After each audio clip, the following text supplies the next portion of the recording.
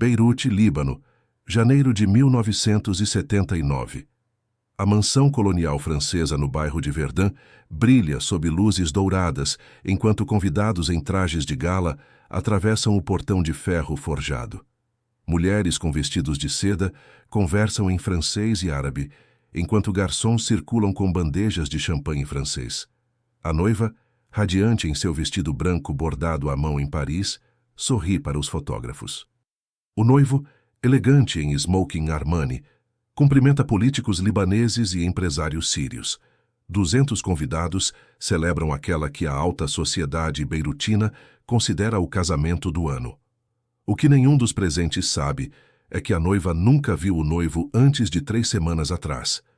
O que ignoram completamente é que o convidado de honra sentado à mesa principal ao lado do pai da noiva tem exatamente 45 minutos de vida.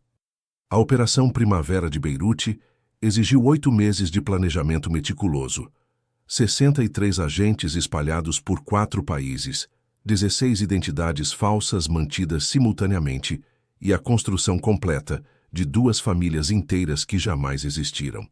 Este é o relato de como o Mossad criou um casamento falso completo para assassinar Ali Hassan Salameh, o homem considerado o arquiteto do massacre de Munique e o terrorista mais procurado de Israel.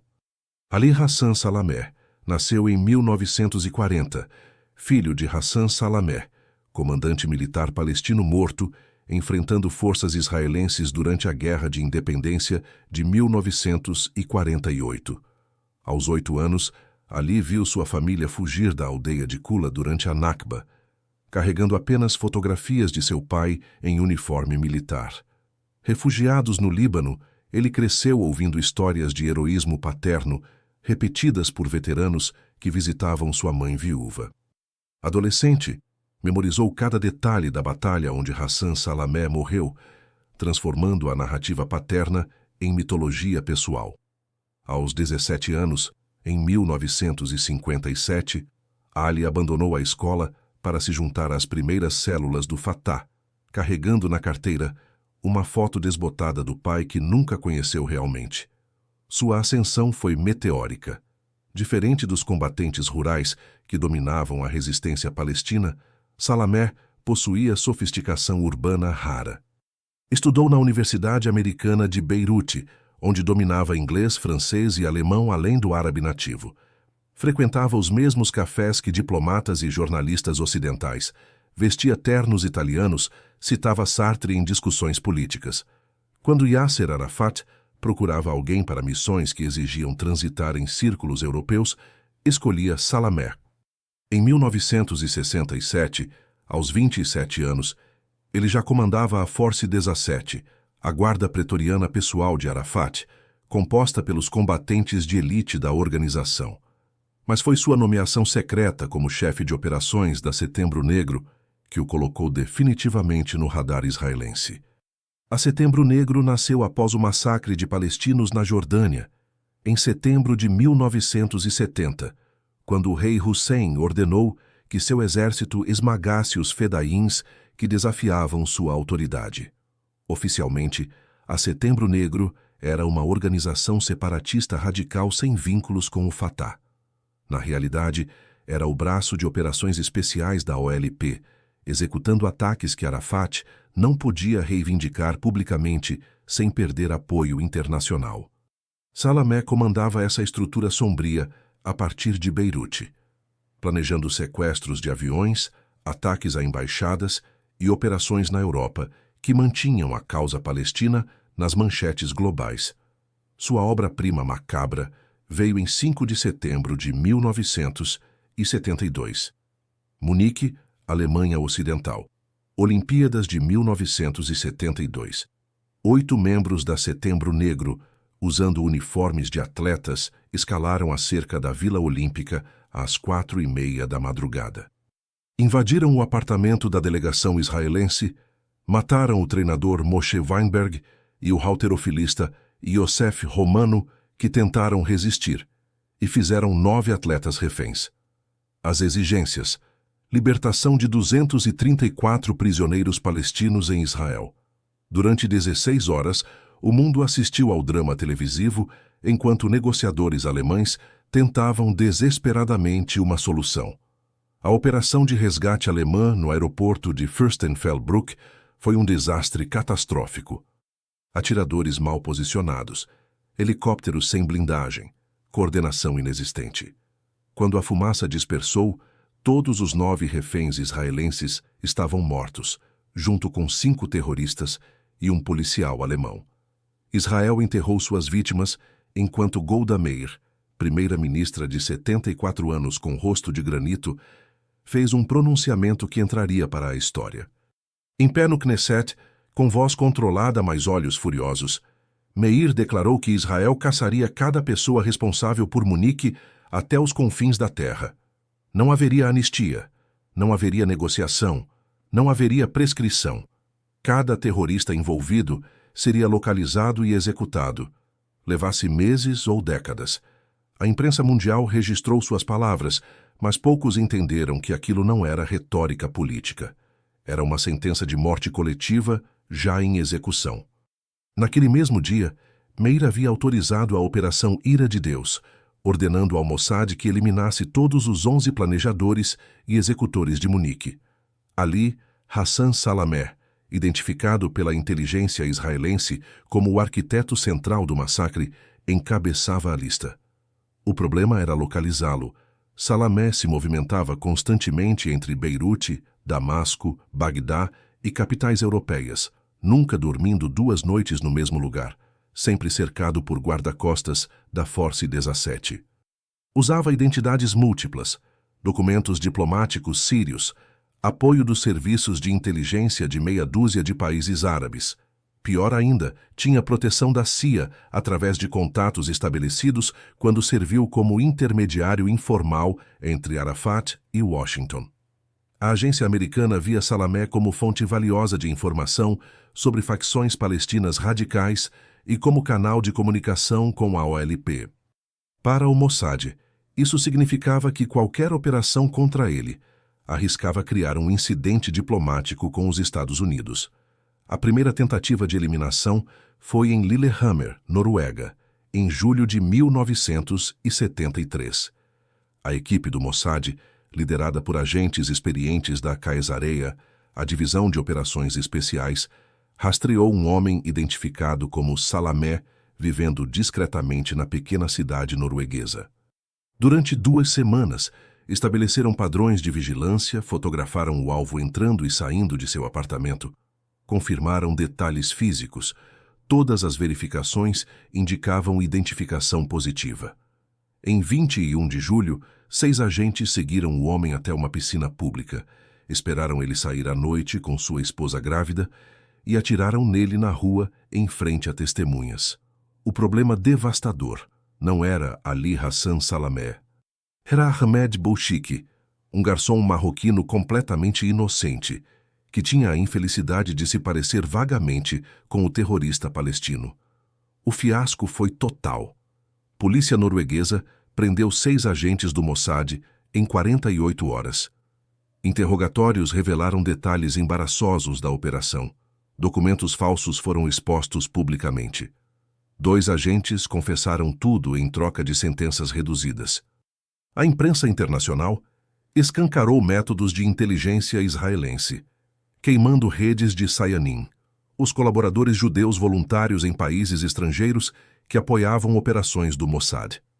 Golda Meir teve que ir ao Knesset explicar como o serviço secreto mais respeitado do mundo matou um garçom inocente. Editoriais em jornais americanos e europeus questionaram a moralidade de assassinatos extrajudiciais. Pior que tudo, Salameh ainda estava vivo, agora muito mais alerta e cauteloso. Durante 3 anos, entre 1973 e 1976, Salameh permaneceu praticamente intocável. Vivia principalmente em Beirute, protegido pela guerra civil libanesa, que transformou a cidade em campo de batalha caótico, onde nenhuma autoridade central controlava nada. Movimentava-se entre setor cristão e muçulmano, usando passes diplomáticos sírios. Mantinha apartamentos em 5 diferentes bairros, mudando de residência sem padrão previsível. Sua segurança pessoal incluía 12 guarda-costas veteranos da Force 17 que trabalhavam em turnos contínuos, carros blindados, rotas variadas, varreduras contra a escuta. O Mossad montou 3 operações diferentes para atingi-lo, todas canceladas no último momento por risco excessivo de falha ou de baixas civis inaceitáveis. A mudança veio em 1977, quando a Quesarea, sob nova liderança determinada a lavar a mancha de Lillehammer, estabeleceu equipe permanente de vigilância em Beirute. 15 agentes, incluindo 6 mulheres, se infiltraram na capital libanesa ao longo de 6 meses, criando identidades sólidas como jornalistas, empresários, professores universitários, fotógrafos freelance. Alugaram apartamentos, abriram contas bancárias, estabeleceram rotinas críveis. Nenhum membro da equipe conhecia mais que 2 outros agentes. Comunicações ocorriam através de mortos drops, pontos de troca de mensagens físicas que eliminavam contato direto. Era vigilância artesanal, paciente, invisível. Em agosto de 1978, depois de 14 meses de observação meticulosa, a equipe identificou o padrão. Salamé havia se apaixonado. Georgina Rizak, Miss Universo Líbano de 1971, ex-modelo Dior, pertencia à elite cristã beirutina. Aos 28 anos, divorciada, famosa por sua beleza estonteante e estilo de vida glamuroso, ela era completamente diferente das mulheres palestinas que Salamé conhecera nos campos de refugiados. Tinham se conhecido em festa da alta sociedade libanesa no Hotel Fenícia. Salamé, viúvo há 2 anos, ficou obcecado. Começou a visitá-la regularmente no apartamento dela em Verdun, o bairro mais elegante de Beirute Ocidental. Pela primeira vez em anos, estabeleceu padrão previsível. Toda terça e sexta à noite, às 21 horas, seu Mercedes blindado estacionava em frente ao edifício de Georgina. Ficava até meia-noite, depois retornava para seu bunker em bairro controlado pela OLP. Os agentes da Quesarea em Beirute fotografaram o casal jantando em restaurantes franceses, navegando em iate alugado na costa mediterrânea, comparecendo a aberturas de galerias de arte. Salamé estava diferente, relaxado, sorridente, publicamente afetivo de maneiras que sua formação conservadora palestina nunca permitiria em outros contextos. Usava menos segurança quando estava com Georgina, confiando que sua presença no setor cristão de Beirute, longe das áreas de controle da OLP, oferecia camuflagem natural. Foi erro fatal. Em outubro de 1978, a equipe em Beirute enviou relatório de 16 páginas para Tel Aviv com recomendação unânime. Havia janela de oportunidade. O planejamento da Operação Primavera de Beirute começou imediatamente. O conceito era audacioso, até para padrões do Mossad. Em vez de tentar emboscar Salamé na rua, onde seus guarda-costas e o caos da guerra civil libanesa tornavam qualquer operação imprevisível e arriscada, a Quesarea criaria evento social inteiro onde o alvo viria voluntariamente, relaxado e desprotegido. Um casamento. Não apenas qualquer casamento, mas celebração de elite que atrairia exatamente o tipo de convidados que Salamé, com suas aspirações de sofisticação e suas fantasias de pertencer à aristocracia levantina, não resistiria a comparecer, especialmente se a família da noiva tivesse conexões políticas que interessavam a causa palestina. O desafio era criar não apenas um evento convincente, mas 2 famílias inteiras falsas, completas o suficiente para resistir a qualquer verificação que Salamé ou seus assessores de segurança fizessem. Em novembro de 1978, 2 casais chegaram a Beirute com 3 semanas de diferença. George Khalil, supostamente 52 anos, empresário têxtil grego-libanês, retornando de 15 anos em Montreal para abrir escritório regional em Beirute. Sua esposa, Simone, 48 anos, francesa de Marseille. A filha do casal, Nicole, 24 anos, havia estudado literatura comparada na Sorbonne. Depois chegou a família do noivo, Pierre Haddad, 29 anos, engenheiro civil formado pela École Polytechnique em Paris, vinha abrir filial beirutina, de firma francesa de construção.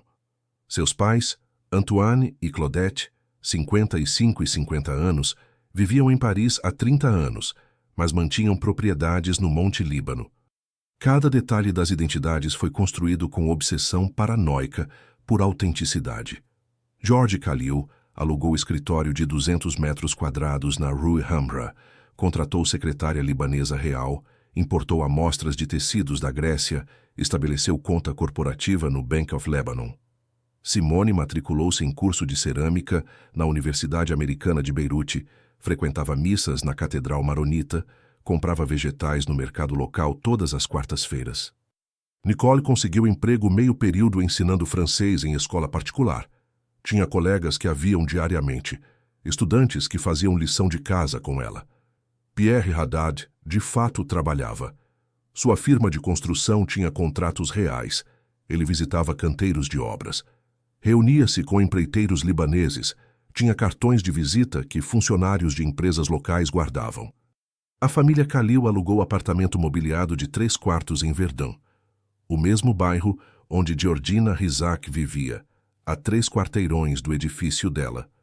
Compraram arte local para pendurar nas paredes, encheram estantes com livros em francês e inglês, deixaram roupas nos armários, sapatos bagunçados perto da porta, revistas empilhadas na mesa de centro.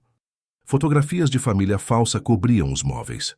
George e Simone jovens em Montreal, Nicole adolescente em esquis nos Alpes, a família reunida em Natal, presumivelmente em Quebec. Todas as fotos foram fabricadas pelo departamento técnico do Mossad, mas resistiriam a exame casual.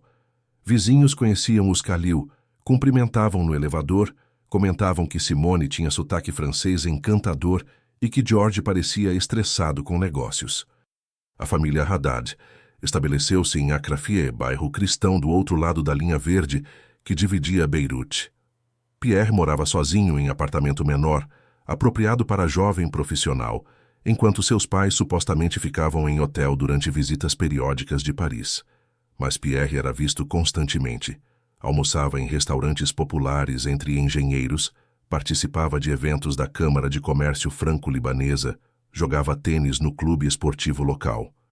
Desenvolvia reputação como jovem trabalhador, educado, um pouco sério demais, o tipo de pessoa que passa despercebida exatamente por ser completamente normal.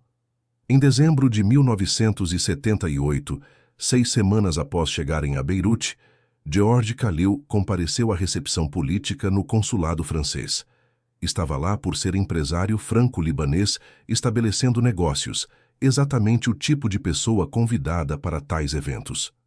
Por coincidência absolutamente planejada, Mahmoud Hamshari, representante sênior da OLP em Beirute, também compareceu.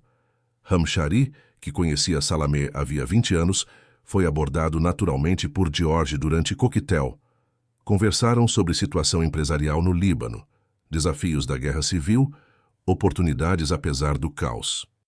George mencionou casualmente que tinha conexões comerciais no Golfo, conhecia empresários kuwaitianos e sauditas interessados em investir na reconstrução libanesa quando o conflito terminasse. Crucialmente, demonstrou simpatia cautelosa, mas clara pela causa palestina, falando sobre injustiça histórica, direitos de refugiados, necessidade de solução política. Hamshari, cujo trabalho incluía cultivar apoio entre elite econômica libanesa e expatriados árabes com capital, ficou interessado. Trocaram cartões. Semana seguinte almoçaram juntos. George provou ser exatamente o que parecia, homem de negócios pragmático, não ideológico, mas consciente de realidades políticas, alguém cujas conexões poderiam eventualmente ser úteis para a OLP.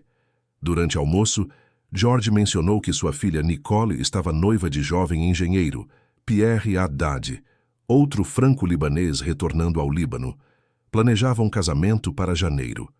Seria evento pequeno, apenas família próxima e amigos íntimos, dada a situação em Beirute, mas significativo para eles. 3 semanas depois, em jantar em casa de Hamshari, George conheceu Ali Hassan Salamé. O encontro foi breve, superficial, simplesmente apresentações de cortesia entre convidados. Salamé estava distraído, claramente presente por obrigação política mais que interesse social. Conversaram 5 minutos sobre negócios têxteis, impressões de George sobre Beirute, após anos ausente, nada memorável. Mas 2 semanas depois, quando George enviou convites para o casamento de sua filha, incluiu um para Mahmoud Hamshari com anotação manuscrita. Seria honra se pudesse trazer convidado. Alguns empresários kuwaitianos que mencionei estarão presentes. Hamshari, calculando que valia a pena cultivar as conexões de George, mencionou o convite a Salamé. Haveria empresários do Golfo, gente com dinheiro e potencial simpatia pela causa palestina. Além disso, seria em Verdun, território seguro, evento social da elite cristã muçulmana libanesa, completamente inofensivo. Salamé, que adorava circular em tais ambientes como maneira de se sentir legitimado, além de sua identidade como combatente. Aceitou.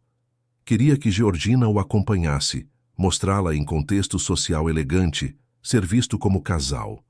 Para o Mossad, era exatamente o que precisavam. Salami viria voluntariamente, com guarda reduzida, para local controlado pela equipe israelense, e ficaria horas em ambiente fechado. A próxima fase exigiu recrutamento extremamente delicado. Nicole e Pierre, os noivos, eram agentes da Caesarea, mas não podiam executar o assassinato. Precisavam permanecer em seus papéis durante todo o evento, interagindo com convidados, dançando, parecendo genuinamente felizes, para que nada quebrasse a ilusão. O assassino precisava ser outro convidado, alguém cujo papel no casamento justificasse circular livremente, aproximar-se de Salamé e executar a operação sem criar suspeita imediata. A Caesarea escolheu Erica Chambers para o papel. Agente de 32 anos, especialista em operações de infiltração profunda, fluente em 6 idiomas, Erica passou 4 anos infiltrada em movimento de extrema-esquerda na Alemanha Ocidental nos anos 70. Tinha capacidade rara de manter identidade falsa sob pressão psicológica extrema. Para a Operação Primavera de Beirute, seria a fotógrafa do casamento. Erica chegou a Beirute em meados de dezembro como Barbara Martin, fotógrafa freelance americana, documentando reconstrução de Beirute para a revista suíça. Montou portfólio real, publicou 2 fotos em pequena revista europeia, estabeleceu presença online. Conheceu Nicole Khalil em aula de cerâmica, que Simone frequentava. Mencionou que fazia fotografia de casamentos para complementar renda. Nicole, encantada, contratou-a. Perfeito. Fotógrafa tinha acesso total ao evento. Razão legítima para circular entre todos os convidados, aproximar-se de qualquer pessoa para posar para a foto e carregar equipamento sem levantar suspeitas. O método de assassinato foi debatido intensamente. Armas de fogo estavam descartadas. Tiroteio em casamento criaria caos. Possível contra-ataque dos guarda-costas de Salamé. Risco de baixas civis inaceitáveis. Explosivos eram muito indiscriminados. Faca exigia proximidade extrema e tinha alta probabilidade de falha. A divisão técnica do Mossad propôs solução elegante, veneno. Especificamente, ricina. Toxina extraída de sementes de mamona. Ricina é letal em quantidades microscópicas, não tem antídoto e causa morte que pode parecer ataque cardíaco natural se a dose for calculada corretamente. Crucialmente, sintomas levam entre 15 minutos e 2 horas para começar, dependendo da dose e via de administração, dando ao assassino tempo para desaparecer antes que a vítima apresente qualquer sinal de problema. A equipe técnica desenvolveu sistema de administração específico. 2 cápsulas minúsculas de ricina concentrada, cada uma do tamanho de cabeça de alfinete, seriam colocadas no champanhe, que seria oferecido a Salamé durante brinde dos noivos. O truque seria garantir que apenas Salamé bebesse da taça envenenada. Isso exigia coreografia precisa. Erica, como fotógrafa, organizaria pose formal dos noivos com convidados de honra para foto oficial. Salamé seria posicionado estrategicamente. Um garçom, na verdade agente Saianin local recrutado especificamente para a operação, ofereceria bandeja com taças de champanhe. Todas as taças, exceto uma, seriam champanhe normal. A taça marcada com pequeno risco invisível na base iria para Salamé. O veneno foi testado obsessivamente. Em laboratório secreto em Tel Aviv, técnicos verificaram o tempo exato de dissolução em champanhe, testaram se alterava sabor ou aparência, calcularam dosagem letal precisa baseada no peso estimado de Salamé. Descobriram que dose suficiente para matar homem de 80 quilos produzia sintomas entre 20 a 30 minutos após ingestão, começando com náusea leve, progredindo para dificuldade respiratória, culminando em parada respiratória completa dentro de 90 minutos. Para observadores pareceria ataque cardíaco fulminante ou reação alérgica severa. Em 1º de janeiro de 1979, faltando 3 semanas para o casamento, a equipe fez reconhecimento final da vila onde a celebração aconteceria. A família Khalil alugara a mansão colonial francesa de 1920 em Verdun, que pertencia a empresário libanês vivendo no Brasil. Propriedade estava vazia há 2 anos devido à guerra civil, mas era magnífica. 2 andares, jardins amplos com fontes, salão principal de 300 metros quadrados com vitrais, cozinha industrial, quartos para funcionários, perfeita para casamento de família abastada. Mais importante, tinha 3 rotas de saída separadas, portão principal, porta de serviço nos fundos e passagem lateral que conectava a jardim de propriedade vizinha abandonada. Durante 2 noites consecutivas, equipe de 4 agentes infiltrou a vila e instalou equipamento. Microfones direcionais em pontos estratégicos para monitorar conversas. Câmeras de vídeo miniatura escondidas em arranjos florais decorativos que registrariam toda a celebração. Luzes de emergência que podiam ser cortadas remotamente se evacuação rápida fosse necessária. Em porão, estabeleceram esconderijo com suprimentos de emergência, documentos falsos adicionais, dinheiro em várias moedas, armas. Era bunker de evacuação caso a operação saísse completamente errado e a equipe precisasse se esconder temporariamente antes de conseguir sair do Líbano. 10 dias antes do casamento, Érica fez sessão de fotos pré-matrimônio com Nicole e Pierre. Foi teste completo. Passou 4 horas com o casal, fotografando-os em locações românticas de Beirute, conversando sobre vida, família, futuro. Nicole e Pierre, ambos em seus 20 e tantos anos, agentes treinados há menos de 3 anos, tiveram que manter personagens, enquanto Érica os observava criticamente. Ela procurava sinais de artificialidade, momentos onde a fachada escorregasse, qualquer indicação de que não eram genuinamente casal apaixonado prestes a casar. Encontrou 0 falhas. Nicole e Pierre viviam suas identidades completamente. Olhavam um para o outro com afeto convincente, tinham piadas internas que pareciam autênticas, discutiam planos futuros com especificidade crível. Se Érica, agente treinada procurando problemas, estava convencida convidados desavisados nunca suspeitariam. 5 dias antes do evento, Ahmed Hamshari confirmou que Salamé compareceria e traria Georgina. Informação chegou através de escuta de telefone de Hamshari que a equipe do Mossad monitorava havia meses. Foi momento de maior tensão. Se Salamé mudasse de ideia, se algo o alertasse, se seus instintos de sobrevivência apurados por anos sendo caçado disparassem algum alarme, operação de 8 meses colapsaria. Mas sua vaidade e seu desejo de impressionar Georgina em contexto de elite social prevaleceram. Ele compareceria, 21 de janeiro de 1979. Dia do casamento. Nicole e Pierre passaram a manhã sendo preparados na vila. Cabeleireira e maquiadora, ambas profissionais libanesas reais sem conhecimento da operação, trabalharam em Nicole durante 3 horas. Vestido de noiva, feito sob medida em ateliê beirutino, era autêntico vestido de $15.000, não adereço barato. Pierre usava smoking Armani. Flores enchiam a vila, arranjos espetaculares de rosas brancas, lírios, orquídeas importadas. Músicos afinavam instrumentos. 5 garçons, 4 libaneses legítimos e um saianim israelense preparavam estações de serviço. Convidados começaram a chegar às 18 horas. 200 pessoas compareceram. 80% eram libaneses reais, conhecidos que as famílias Khalil e Haddad cultivaram durante meses. Colegas de trabalho, vizinhos, clientes de negócios de George, pais de estudantes de Nicole, outros engenheiros que trabalhavam com Pierre. 20% eram Sayanim, judeus libaneses e outros colaboradores do Mossad que sabiam ser aquilo, operação de inteligência, mas não conheciam detalhes ou alvo. Sua função era preencher espaço, adicionar autenticidade e estar prontos para criar diversões caso algo saísse errado. Nenhum dos convidados libaneses reais tinha qualquer ideia de estar participando de operação de assassinato. Salamé chegou às 19h15 com Georgina e 3 guarda-costas. Estava relaxado, sorridente, vestindo terno caro de corte europeu.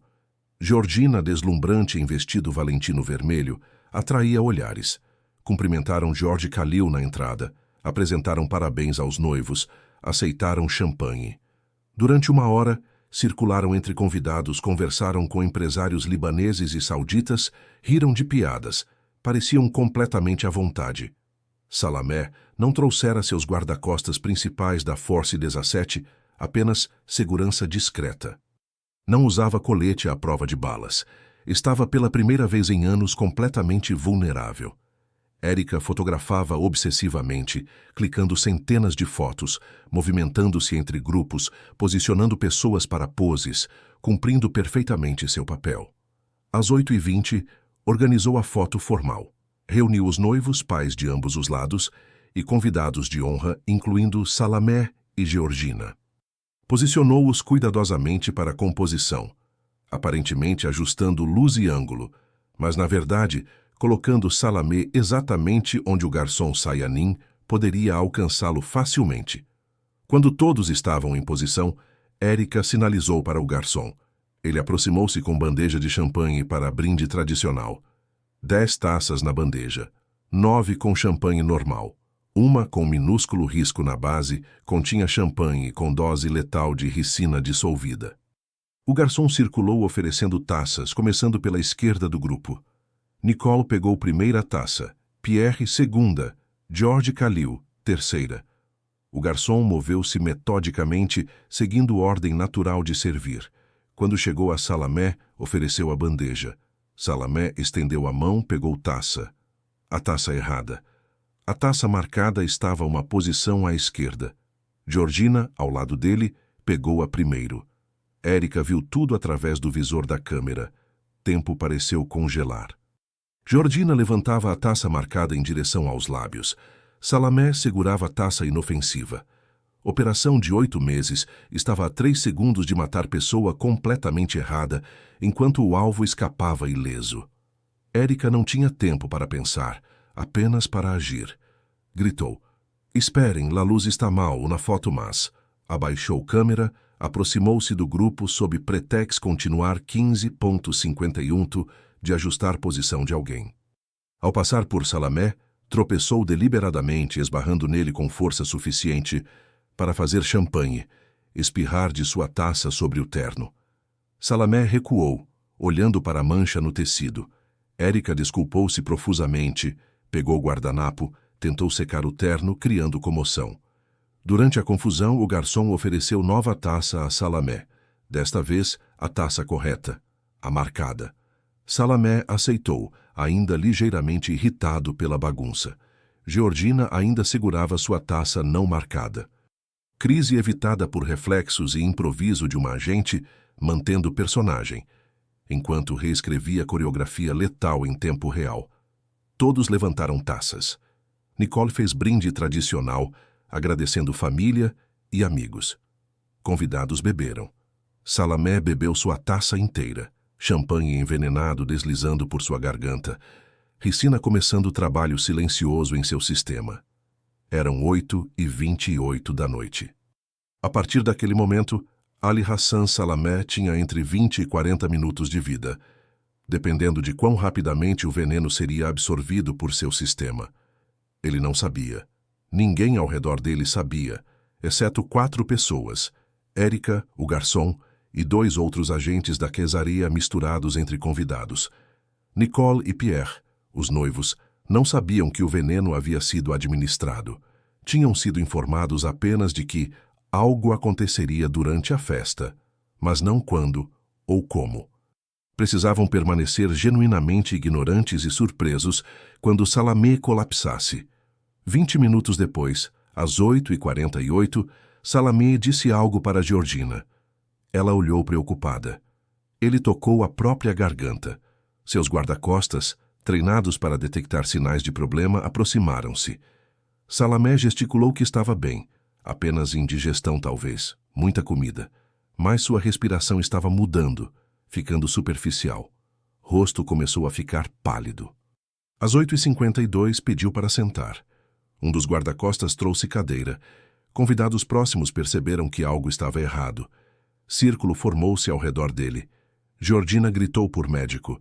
Havia 2 médicos reais entre os convidados libaneses, cardiologista e clínico geral. Correram até Salamé. Ele estava suando profusamente agora, lutando para respirar, segurando o peito. Os médicos verificaram o pulso, levantaram pálpebras, fizeram perguntas em árabe. Salamé conseguiu dizer que não conseguia respirar direito. Queimação no peito e garganta. Os médicos discutiram rapidamente. Sintomas pareciam ataque cardíaco. Precisava de hospital urgentemente.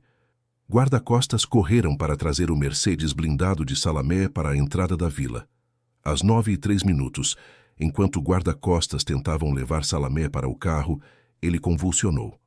Corpo inteiro enrijeceu, costas arquearam, boca abriu em grito silencioso. Desabou na escadaria de mármore da vila.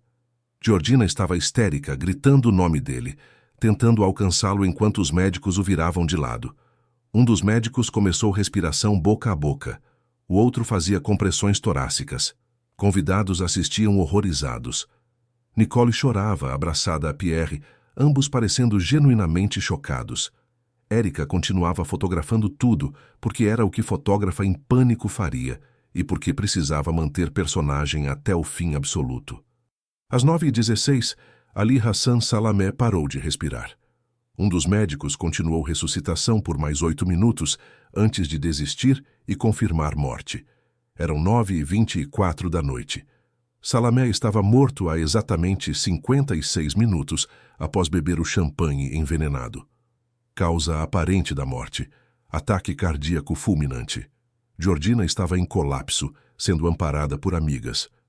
Os guarda-costas de Salamé, em choque e começando a ficar paranoicos, falavam urgentemente em rádios, chamando reforços da Force 17. George Khalil, parecendo devastado, tentava acalmar convidados. Alguém chamou polícia libanesa. Érica e 3 outros agentes da quesaria começaram discretamente a se afastar. Não todos ao mesmo tempo, não em grupo, mas um por um, fundindo-se na confusão crescente, movendo-se em direção às saídas planejadas. Érica foi última a sair às 9h35, depois de entregar cartões de visita a vários convidados dizendo que enviaria fotos assim que revelasse os filmes, mantendo o personagem até segundo final.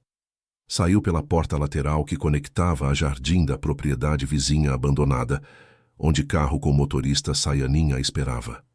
3 minutos depois, estava a 2 quilômetros de distância, removendo peruca e mudando de roupa no banco traseiro, enquanto o motorista a levava para Safe House em bairro Cristão, no outro lado da cidade.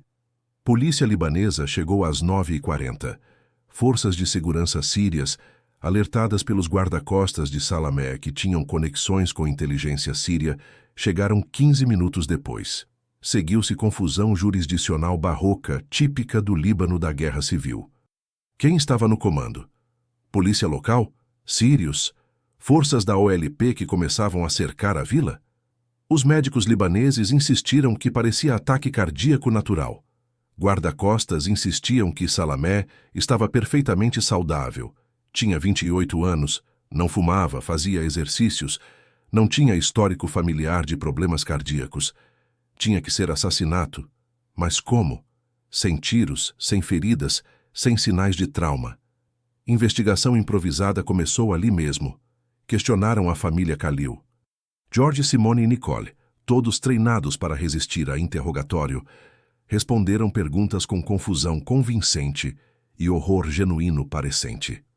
Sim, conheciam Mahmoud Hamshari, que convidou Salamé. Não conheciam bem Salamé, apenas o cumprimentaram brevemente. Não tinham motivo ou capacidade para envenenar ninguém. Eram comerciantes, não assassinos. Pierre Haddad e família foram igualmente convincentes. Interrogaram a fotógrafa. Mas Érica já estava longe. Interrogaram garçons. 4 libaneses reais não sabiam nada. O quinto, o Sayanin, tinha documentação perfeita e atuou com fusão absoluta. Sim, serviu champanhe. Serviu para todos. Não viu nada suspeito. Corpo de Salamé foi levado para hospital controlado por facção aliada da OLP. Autópsia seria realizada lá, não em morgue libanesa regular onde serviços de inteligência estrangeiros poderiam ter acesso. Mas médico sírio que realizou a autópsia no dia seguinte não encontrou evidências claras de envenenamento. Ricina, especialmente em dose que mata rapidamente, deixa poucos sinais detectáveis em autópsia padrão, sem análise toxicológica sofisticada. Tecidos mostravam sinais consistentes com ataque cardíaco fulminante. Cérebro mostrava hipóxia, privação de oxigênio. Pulmões tinham fluído. Coração estava parado. Tudo apontava para falha cardiovascular aguda. Investigação libanesa-síria continuou por 3 semanas. Interrogaram todos os 200 convidados. Nenhum tinha motivo ou oportunidade clara. Analisaram restos de champanhe de garrafas no bar, comida servida, até flores decorativas procurando por toxinas. Não encontraram nada, parcialmente porque o cálice específico que Salamé usou havia sido lavado por garçom antes que investigadores chegassem, e parcialmente porque ricina em quantidades tão pequenas é extraordinariamente difícil de detectar sem saber especificamente o que procurar. A família Khalil permaneceu em Beirute por 2 semanas após casamento, mantendo identidades, agindo como pessoas traumatizadas por tragédia horrível que manchou celebração da filha. Receberam visitas de condolências de amigos libaneses que fizeram durante meses. George fechou o escritório e cancelou contratos, explicando que família decidira voltar para Montreal após a tragédia. Em 15 de fevereiro, família Khalil voou para Paris via Chipre. Documentação falsa resistiu a verificações de aeroporto. Em Paris, desapareceram. Pierre Haddad e família fizeram saída similar 2 semanas depois, voando separadamente para destinos diferentes. Erica Chambers, como Barbara Martin, deixou Beirute discretamente 3 dias após o casamento, alegando ter aceito trabalho fotográfico urgente em Atenas.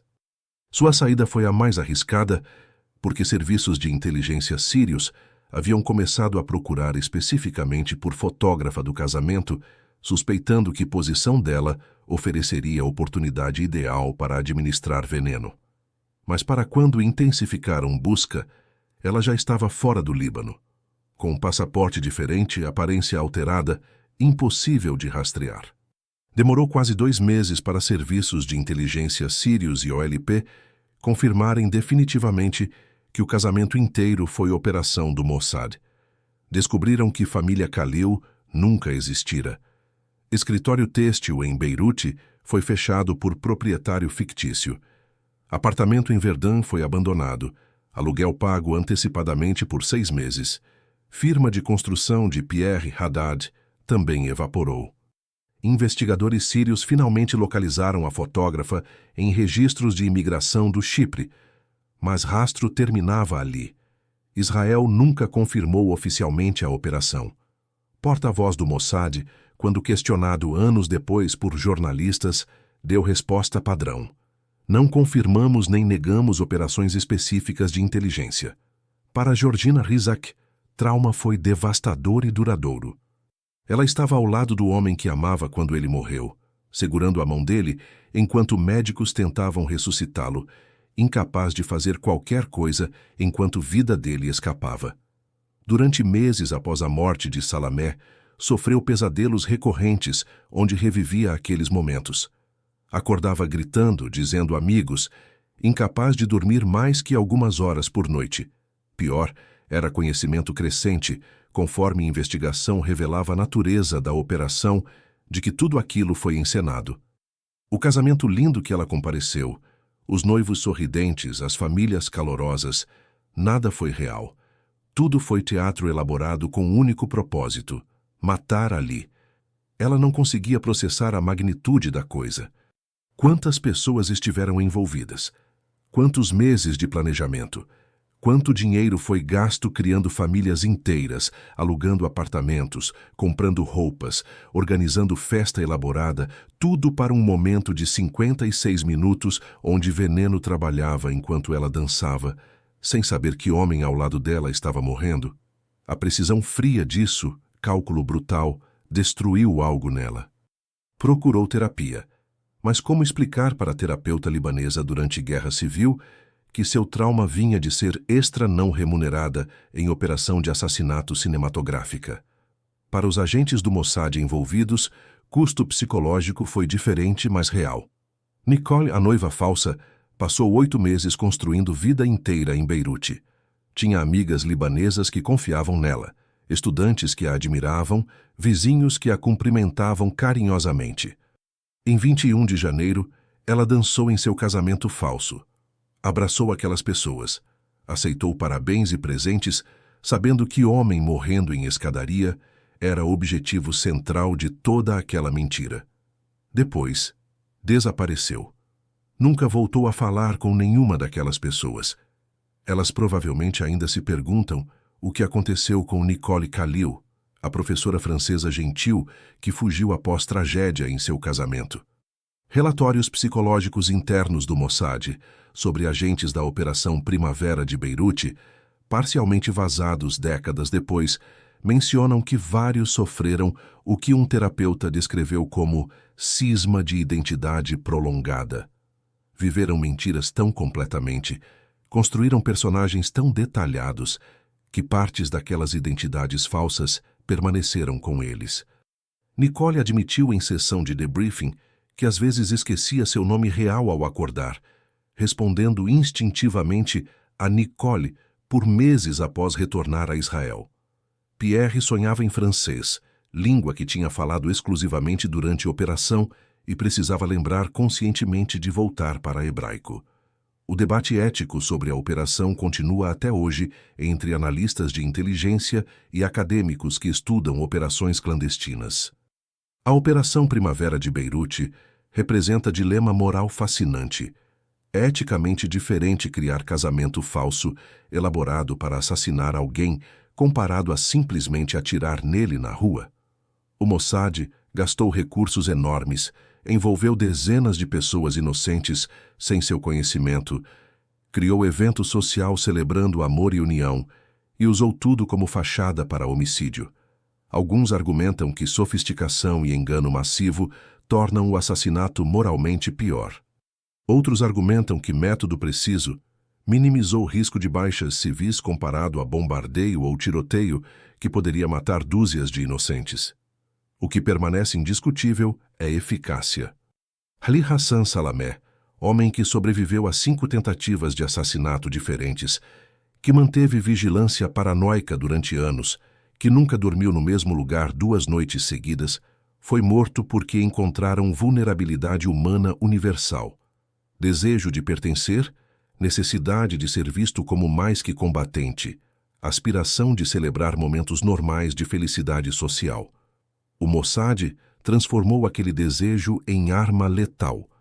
Em 21 de janeiro de 1979, Ali Hassan Salamé morreu não porque falhou em vigilância ou cometeu erro tático, mas porque quis ir a um casamento bonito e mostrar sua namorada em sociedade elegante.